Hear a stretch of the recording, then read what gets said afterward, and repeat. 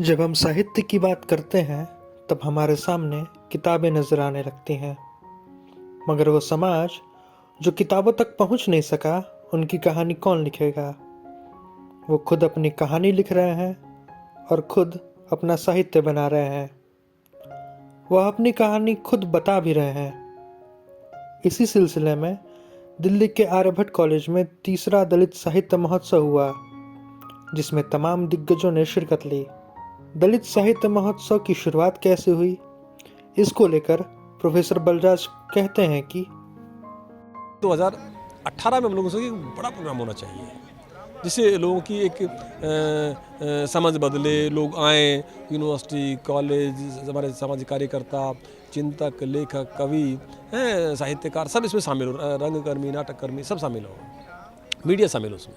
तो हम लोगों ने कहा कि दलित साहित्य महोत्सव हम लोग कराते हैं। जब दलित साहित्य महोत्सव की बात हुई तो हम लोगों ने पहले सबसे पहले करोड़ीमल कॉलेज को 2019 में चुना और वो प्रोग्राम भी ग्रैंड सक्सेस रहा।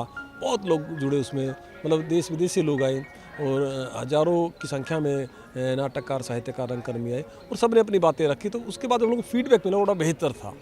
उसमें नंदिता दास, फिल्म स्टार पा रंजीत वगैरह ने भी कहा कि हम लोग आएंगे, आप जब प्रोग्राम करेंगे तो उन लोगों ने भी हमें संदेश भिजवाई है। तो उसके बाद 2019 के बाद 20 में हम लोग प्रोग्राम किया। 2020 में फरवरी के महीने में किया था। पहला प्रोग्राम था 3 और 4 फरवरी का था, दूसरा 15 और 16 फरवरी का था। दलित साहित्य का इतिहास सबको जानना जरूरी है। यह समता की लेखनी का कारवां कबीर रविदास भी चला रहे थे।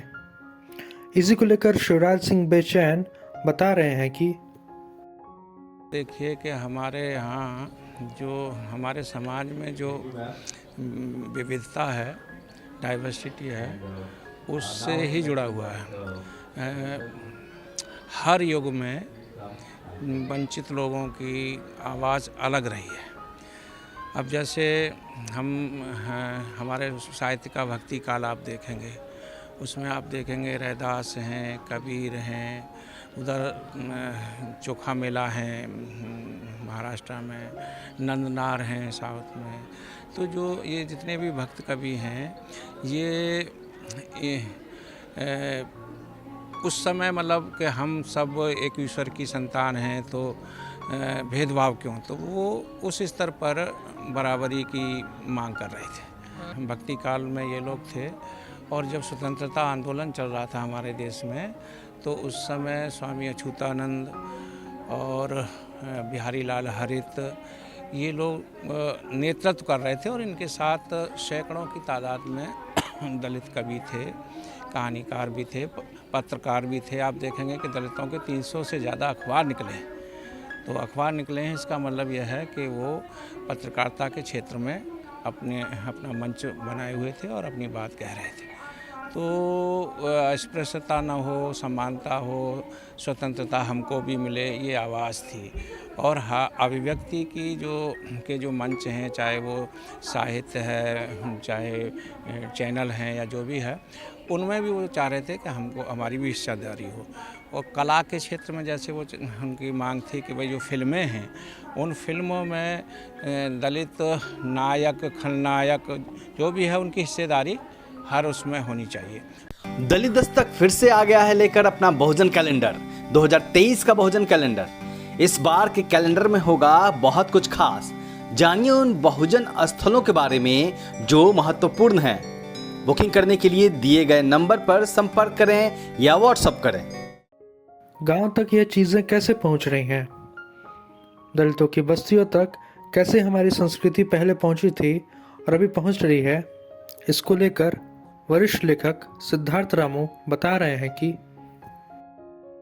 तो सर, आपको क्या दलित साहित्य में ऐसी खास बातें लगती हैं जो हर इंसान को पढ़नी चाहिए? जी देखिए, अगर एक किसी ने पंजाब के एक साहित्यकार हैं, मुझे इस समय नाम नहीं याद आ रहा, लेकिन उन्होंने एक बड़ी बात कही थी कि इस देश के अंदर कोई मनुष्य बनना चाहता हो, कोई बड़ी चीज़ नहीं, सामान्य मनुष्य बनना चाहता हो तो उसको दलित साहित्य पढ़ना चाहिए। तब उसको समझ में आएगा कि ये जो देश है ये कैसा देश रहा है, कैसा इसको बनाए जाने की ज़रूरत है।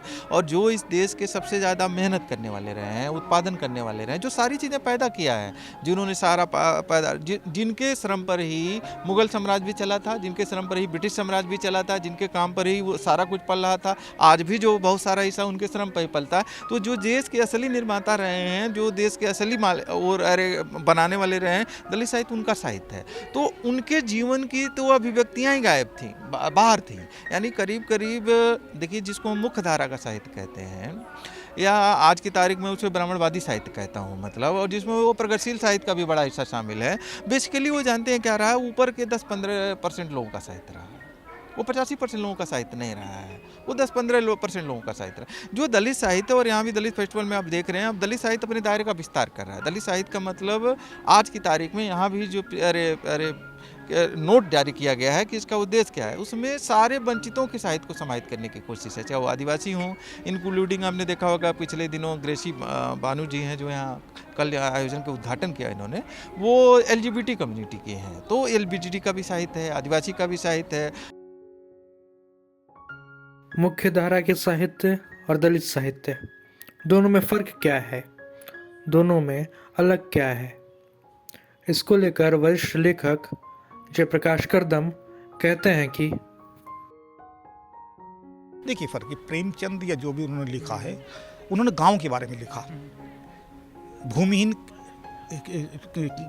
मजदूरों के बारे में लिखा, छोटे किसानों के बारे में लिखा, और उनके, लेकिन वो जो जाति के साथ वो चीज़ें जो जुड़ी हुई हैं वो उनको उस रूप में वो रेखांकित नहीं कर पाए, क्योंकि वो समझते हैं कि जो आर्थिक कारण हैं उनसे ही उनका निदान हो जाए उन समस्याओं का, तो समाज में सब ठीक हो जाएगा। जबकि हमारे यहाँ एक बच्चा पैदा होता है तो पैदा अपनी जाति के साथ पैदा होता है, और जब वो मरता है तब तक वो उसी जाति में रहता है। यहाँ व्यक्ति धर्म बदल सकता है, जाति नहीं बदल सकता। तो ये जाति ऐसी सच्चाई है, जाति के कारण ही वो बहुत तरह की वो अवसरों से वो वंचित रहता है। बहुत सारे निषेध, बहुत सारी वर्जनाएं उस पर रहती हैं। आज चाहे हम 21वीं शताब्दी में हैं और उसमें भी तीसरा दशक चल रहा है, आज भी ये चीज़ें हैं वो अपना रूप बदल रही हैं, लेकिन चीज़ें अभी भी, अनटचेबिलिटी भी वही उसी रूप में है, जातिवाद उसी रूप में है, वो सारी जातिगत आधार पर होने वाली घटनाएं आज भी उस रूप में हो रही हैं। तो इसलिए वो जो गैर दलित जो साहित्यकार लिखते हैं वो उन घटनाओं का वर्णन भी करते हैं, तो इस रूप में करते हैं जैसे उनके प्रति थोड़ी सहानुभूति जग जाना, बस उनका कोई ठोस समाधान, यानी कि कोई दलितों के प्रति सहानुभूति व्यक्त कर देने से ये भेदभाव खत्म नहीं होता। उसको ख़त्म होने के लिए गैर दलित लेखकों को अपनी जातियों को समझाना पड़ेगा, अपनी जाति के लोगों को साथ समझाना पड़ेगा। सुधार की वहाँ ज़रूरत है। जब वो अपनी जातियों में सुधारेंगे, जब उनके साथ में वहाँ उनकी आलोचना करेंगे, अपने रिश्तेदारों की, अपने परिजनों की, अपने गांव के लोगों की, अपनी जाति के लोगों की, तो तब समाज अपने आप बदल जाएगा। लेकिन उनका फोकस वहाँ नहीं है, वो केवल दलितों के प्रति सहानुभूति व्यक्त करना चाहते हैं। तो ये एक छद्म है एक तरह का, इसे लिप सिंपैथी कह सकते हैं। आइए महसूस करिए जिंदगी की ताप को, मैं समारोह की गली तक ले चलूँगा आपको। अदम गोंडवी की यह लाइनें बिल्कुल सटीक बैठती हैं कि अपने लेखनी के जरिए कोई दलित अपनी व्यथा बता सकता है। इसलिए दलित साहित्य की ज़रूरत है। दलित साहित्य को पढ़िए, उससे आपको पता चलेगा किसने क्या क्या भोगा है और उस गर्त से निकलकर एक कामयाबी हासिल की है। ब्यूरो रिपोर्ट, दलित दस्तक।